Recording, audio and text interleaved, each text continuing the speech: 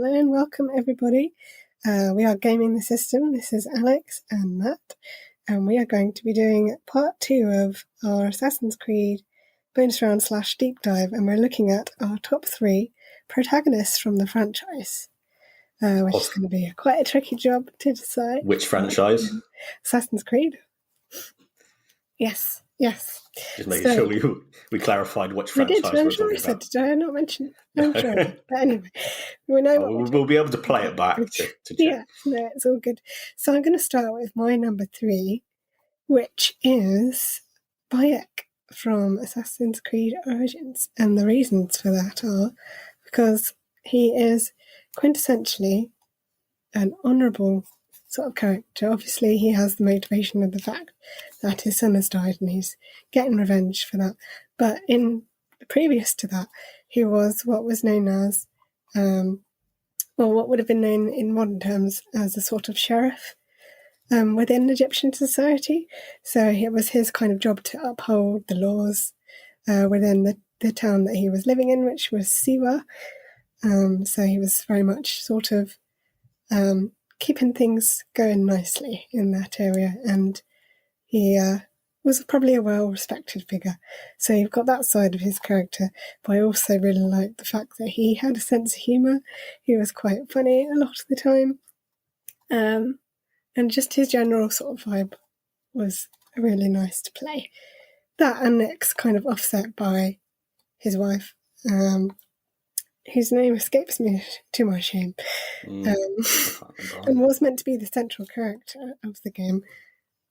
One thing I did notice, I don't know if you ever saw in Assassin's Creed 2 or Brotherhood, her statue was actually referenced in the underground sort of assassin's vault as an assassin who was memorialised there, which was really cool.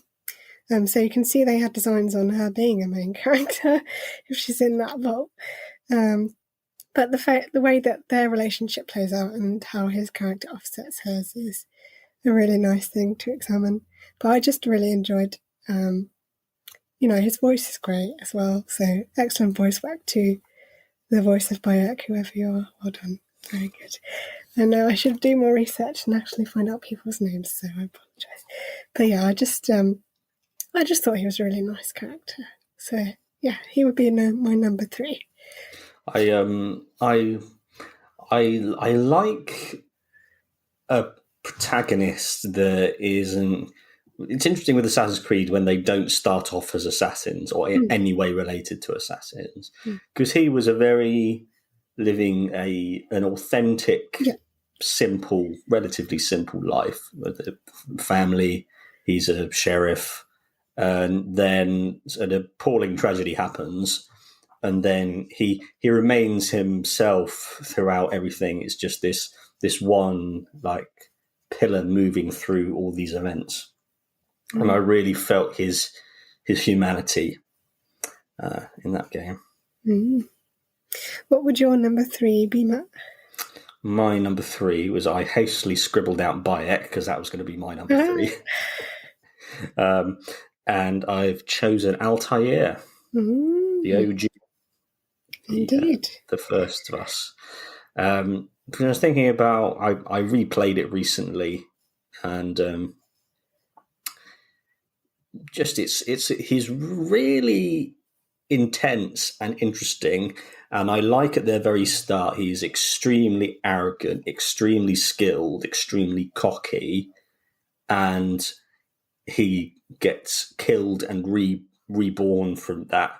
So it takes your ego and then it cuts you off at the knees and makes you start a game. And that process of him learning and redeeming himself, actually bringing you back up, it teaches you as the player what the creed is meant to be. Not the way it was at the start, not this cocky, like, I'm going to go and do this myself and be really arrogant because I'm the best. It's about being humble and nothing is true, everything is permitted. Is a really, really interesting phrase to consider. And the game teaches you the meaning of that phrase. and he just I really feel his feeling of responsibility, understands the weight of what the assassins stand for. They're not just killers; they are fighting in a very important fight. And yeah, he's the original one. Yeah, it's an interesting choice, definitely. I think a lot of people, some people might have struggled to relate to him as a character. I think because Assassin's Creed, the original Assassin's Creed, is very much a game of its time. One of the things people that might have caused people to be like, oh, I don't like him, is because the main character, Altair's voice, has an American accent, which is quite clearly not where he is from. But I think they rectified that for Revelations. Was he in Revelations? I forget. I think he was. Yes, he was. Yes, it was and they like changed a post of Altair, which made it better. But I think they realised they couldn't make him American accented, which is good. But no, I can definitely see why you picked the OG, as it were. It's the person that started it all off, so good choice, definitely. You saying about the accent then just reminded me of we'll have to do an episode or something on casting white actors as characters. I think it's something that very often gets kind of covered up or brushed over. Sometimes not intentionally, but it's not something that we're aware of as consumers of these games unless you go looking who does this character's voice. You don't see a picture of them in the credits or anything, so you have to go looking for it. So having that awareness there is something we really do need to highlight, definitely. Good shout. But yes, so my silver medal position for my top 3 protagonists in Assassin's Creed, my silver medal goes to Edward Kenway from Black Flag. And the main reason is because he comes from Swansea, which is where I went to university. So I had a connection there with his character already, because I already, I have a soft spot for that part of Wales.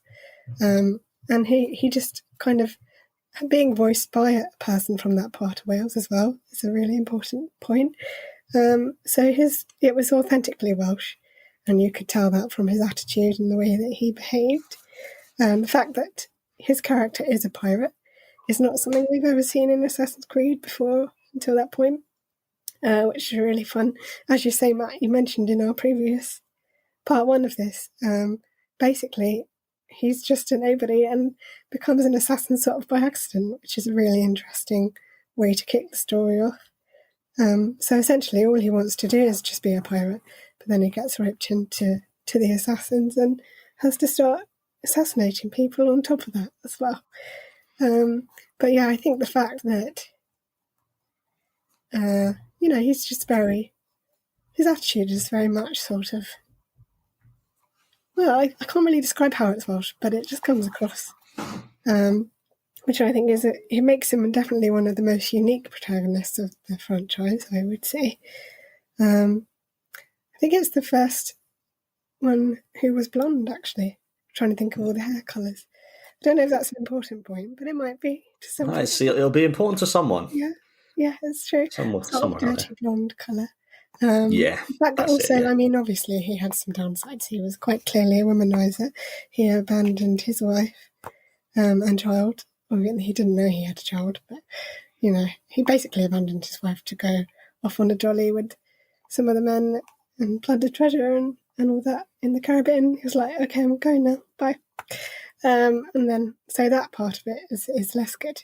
But, it's just a nice departure for the franchise, and I think it reflected in what is a really wonderful game. So that would be my silver medal. But one of the best,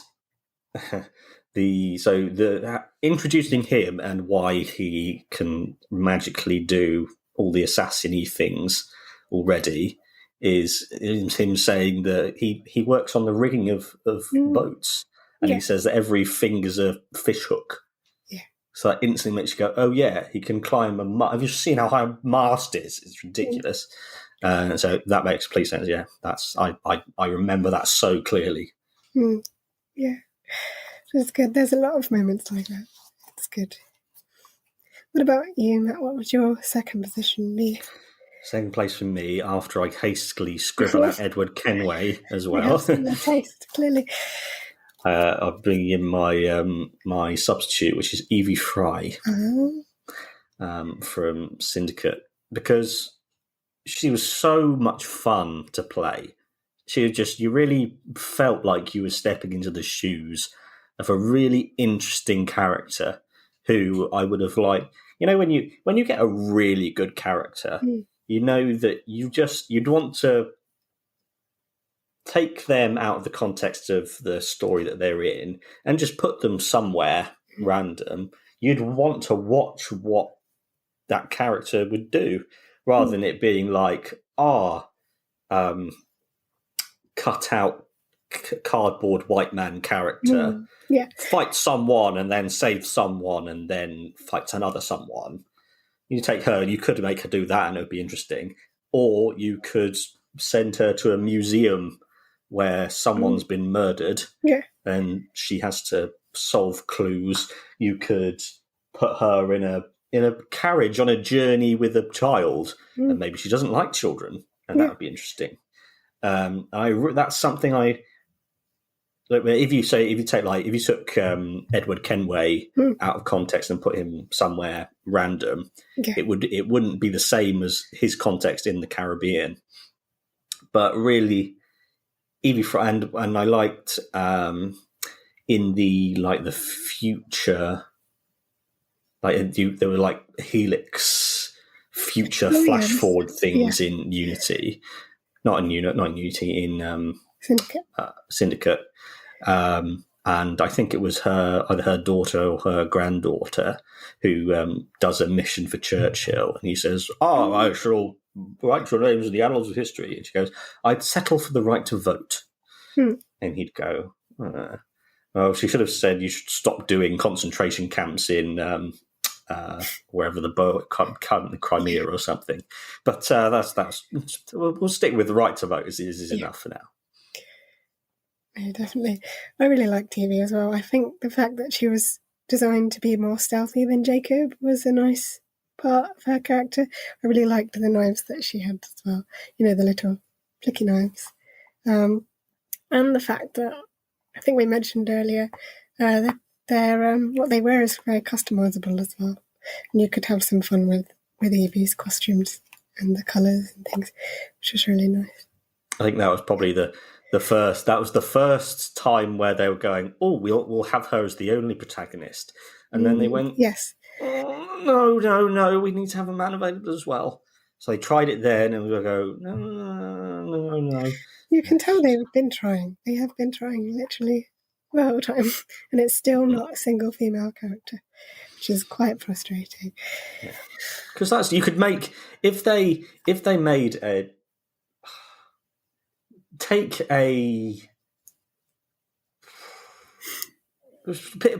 throw a dart at a dartboard of the world. Do like the Mayan civilization or the Ethiopia, the cradle of civilization, and take a really dark-skinned black woman who's doing something there, and make that the next. So that's the undiscovered country, which is just sitting there. You don't have to make the most incredible. How do we take Paris and make it the most incredibly better than anything anyone else has done? But all you need to do is go to look at the characters, a diverse character that is not a white man, for God's sake. Or just a man, just make it a woman, for God's sake. If you just did that, if Assassin's Creed went, this is going to be our first game in our entire 15-year history, and it's going to be an only female protagonist, that's how you blow the doors off easily. It's a cheap button. It's a cheap code. You just put that in. It always annoys me. I remember when they were talking about think it was Odyssey, and they were hyping it up on E3 or whatever, and the director person was like, "Oh, it's the first time you can play the whole game as a female character." I was like, "Have you not been playing Syndicate? Did you just forget?" I mean, I know he said the whole game, but like he made it sound like it was the first female character, and like it was this big amazing thing. And I was like, clearly you've just ignored. No point, half marks. You don't get full points for half measures. Full points, exactly. Half points for half always measures. Irritated me. But yes, on that note, I'm going to move on to our number one choices, our gold medal choices for our top 3 protagonists, and mine, as I suspect may or may not be the same as many people's. It is quite clearly the legend of the franchise, Ezio Auditore de Firenze, just because he is a legend. And there's not much more I need to say if you've played his story arc, because, you know, he is Assassin's Creed for a lot of people. And I think, you know, it's hard to argue against him being a top protagonist. I think he's known outside of Assassin's Creed circles as well as a video game character, or at least I would like to hope so. But, yeah, I mean, you know, yeah, I don't have much more to say, really. But other than we just sit there in 5 minutes and just think about him. Yeah. Going, I remember that bit. I've been, the actor who plays him is just born to play that. Completely knocks it out of the park. Especially it really shows the caliber of an actor when they can play a character in different settings in their life, like in different phases, because he can play the young, reckless one, the wiser master, and then the wise grandmaster. Yes. And if you're wondering whether that's just the role he was born to play, or he's an incredibly versatile actor as well as that, I've been playing a game called Dying Light, which is a zombie parkour game. It's just majestic playing it again. And he plays the main character in that. And he can just instantly, he puts you in his shoes. You really feel like you're following someone through a war zone with your hand on their shoulder, and he's got a real purpose going off doing things. So just on the back of the actor. And then his fashion sense is stunning. Yeah. Just captures that stereotype of the sexy Italian man riding in a horseback, who all he needs to say is Bella, and you go, yeah. Everyone, it's classic. Yeah, classic. Only. I'm eager to know, Matt, who is your top protagonist? I think this is going to surprise anyone who comes across this video, but I'll explain my choice. Number one for me, the one that I enjoyed, how shall I say, the one that I really liked to just go, really feeling the. This is something it's hard to put into words. Basically, it's Haytham Kenway. Ooh. Edward Kenway's son, Connor Kenway's father. So you only play as him in the start of Assassin's Creed 3. Just that first instance is you assume he's an assassin because he plays, because the game plays the same as an assassin. And then you realise at the end of the sequence that, he's a Templar, and you've been playing in the Templar order. And, oh my God, Edward Kenway's son's a Templar. But he's this just stunningly just gentleman, that sort of James Bond style, just absolute comfort in his own skin, feels like he's striding with purpose, completely relaxed at all times. No, never fazed by anything. Has a grand worldview. I like people who have a wider perspective on the world, not just looking at what's in front of them.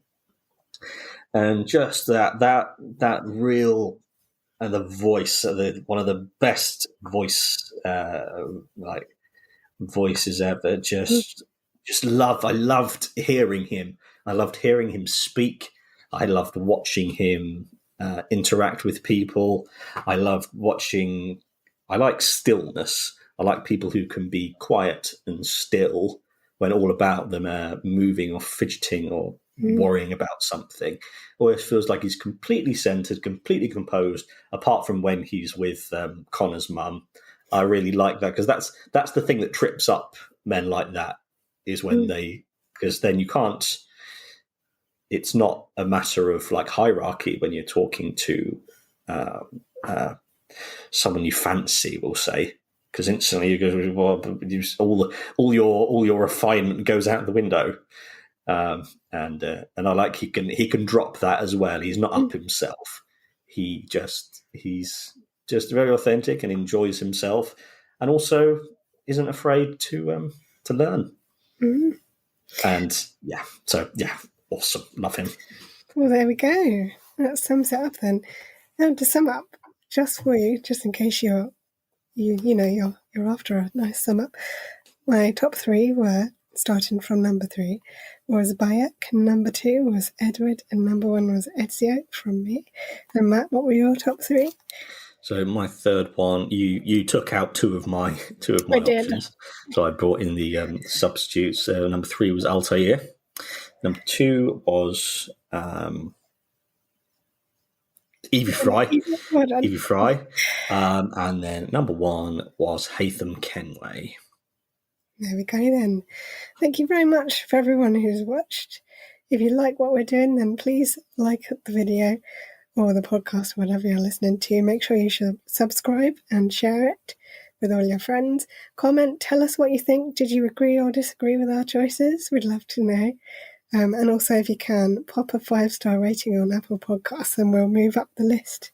We'd love to be accessible to more ears and eyes near you, which is really great. And keep an eye out every Thursday, 7 p.m. We've got something coming your way. And now we have our deep dives and bonus rounds on Tuesdays as well. So hopefully you'll enjoy all of those, and we'll see you again very soon. Okay. Bye-bye. Bye. We hope you enjoyed that episode of Gaming the System. If you want to support us, you can donate to us through our PayPal by sending it to wearegamingthesystem@gmail.com. If you want to send us a one-off donation. If you want to donate to us monthly, you can subscribe to our Patreon at patreon.com/gamingthesystem. Until next time, bye-bye.